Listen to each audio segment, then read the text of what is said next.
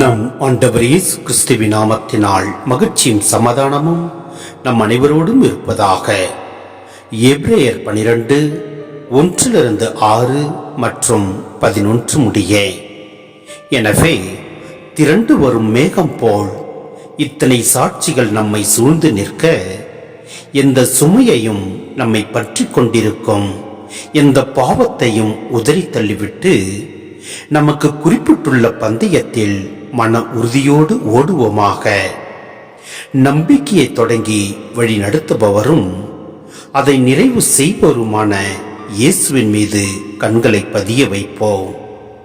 அவர் தாம் அடையவிருந்த மகிழ்ச்சியின் பொருட்டு இழிவையும் பொருட்படுத்தாமல் சிலுவையை ஏற்றுக்கொண்டார். இப்போது கடவுளது அரியணையின் வலப்பக்கத்தில் வீற்றிருக்கிறார். பாவிகளால் தமக்கு உண்டான எந்த எதிர்ப்பையும் மன உறுதியோடு தாங்கிக் கொண்ட அவரை எண்ணி பாருங்கள். அப்போது நீங்கள் மனம் சோர்ந்து தளர்ந்து போக மாட்டீர்கள். பாவத்திற்கு எதிரான போராட்டத்தில் இரத்தம் சிந்த அளவுக்கு நீங்கள் இன்னும் எதிர்த்து நிற்கவில்லை. தம் பிள்ளைகளிடம் பேசுவது போல் இறைவன் உங்களுக்கு தந்த பின்வரும் அறிவுரையை நீங்கள் மறந்து விட்டீர்கள். பிள்ளாய், ஆண்டவர் உன்னை கண்டித்து திருத்துவதை வேண்டாம் என தள்ளிவிடாதே.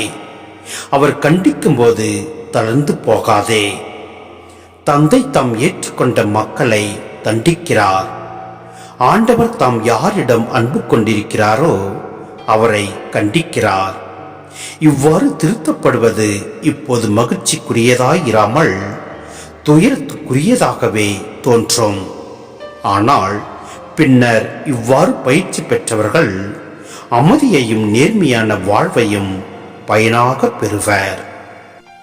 சிந்தனை: கிறிஸ்துவ வாழ்வு என்பது போராட்டம் நிறைந்த வாழ்வு. நம் ஆண்டவர் யார் மீது அன்பு கொண்டுள்ளாரோ அவர்களை வெள்ளிய புடமிடுவது போன்று புடமிடுகின்றார். அவ்வேளையில் நாம் சோர்ந்து போகாமல் நம் ஆண்டவரில் முழு நம்பிக்கை வைத்து செயல்படுவோம். பாம்பை கண்டு ஓடுவது போன்று பாவத்தை விட்டு ஓடுவோம். மேலும் நமக்கு கொடுக்கப்பட்டுள்ள பந்தயத்தில் மன உறுதியோடு ஓடுவோமாக.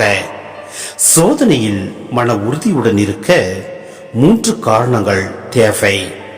இயேசுவையும் அவர் ஏற்ற துன்பங்களையும் கண்ணோக்க வேண்டும்.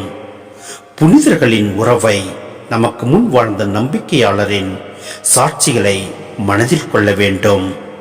தந்தையிடமிருந்து வெற்றி வாகை பெறுவதற்குரிய தேர்வாக நாம் கருதி வாழ்கின்ற போது நாம் வெற்றி வாகை சூடுவோம். எனவே நம் ஆண்டவரில் முழு நம்பிக்கை வைத்து செயல்படுவோம்.